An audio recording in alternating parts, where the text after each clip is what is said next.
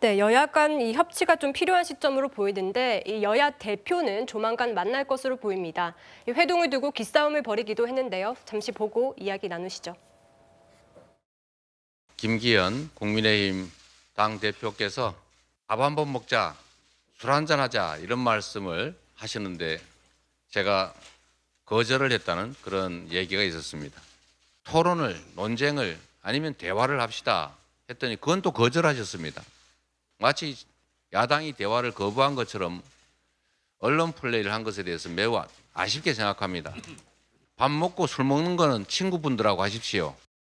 저는 이재명 대표가 친구라고 생각하는데 아주 가까운 친구로서 흉어물 없이 얘기할 수 있어야 국회가 협치와 대화가 잘 되는 것 아니겠습니까?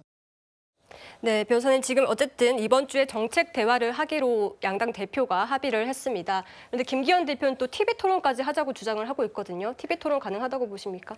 TV 토론이 되었던 어떤 형식이 되었던 그 형식은 중요하지 않은 것 같습니다. 네. 결국은 여야의 당대표가 만나서 정책 이야기를 하겠다. 그것도 공개적으로 국민들 앞에서 하겠다. 이 자체만으로도 국민들께서는 오랜만에 이 정치권이 잘하는 경쟁을 좀 해보나 보다라는 생각을 하실 수 있을 것 같아서 이 자체로도 큰 의미가 있다라고 생각이 듭니다. 그동안 너무나 그 여야 간의 첨예한 갈등 속에서 그런 협치의 물꼬가 전혀 보이지 않았었는데요. 그래도 함께 만나서 정책에 대한 이야기를 한다라고 한다면 국민들 보시기에 국민의힘이 그리고 민주당이 과연 어떤 정책을 지금 추진하고 있고 앞으로 무슨 일을 하고 싶은지에 대해서 설명할 수 있는 그렇게 알 수 있는 그런 자리는 될 수 있을 거라고 생각이 듭니다. 그리고 이 부분에 대해서 김기현 대표가 처음에도 같이 술 먹자 밥 먹자 이렇게 제안을 하시고 그 후에 이제 이야기가 나온 것으로 보이는데요. 저는 이 부분도 개인적으로 생각을 했을 때 김기현 대표 자체가 또 친윤계로 분류되시는 분이시기 때문에요.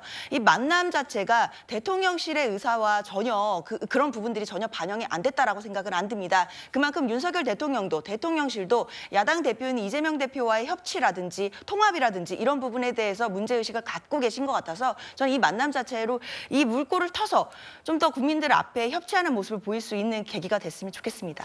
여야 양당 대표가 이렇게 만나는 게 이렇게 어렵다면 국민들은 굉장히 답답하죠. 사실 굉장히 문제들이 많은데 이 두 분이 일찍 만나서 문제 해결적인 어떤 문제 이제 해법들을 도출해내야 되는데 이제서야 만나는 장면이 굉장히 안타깝습니다. 그런데 그 방법에 대해서 제가 TV 공개 토론 방식에 대해서 굉장히 부정적인 이제 평가를 좀 말씀드리고 싶어서 말씀을 드리는데요.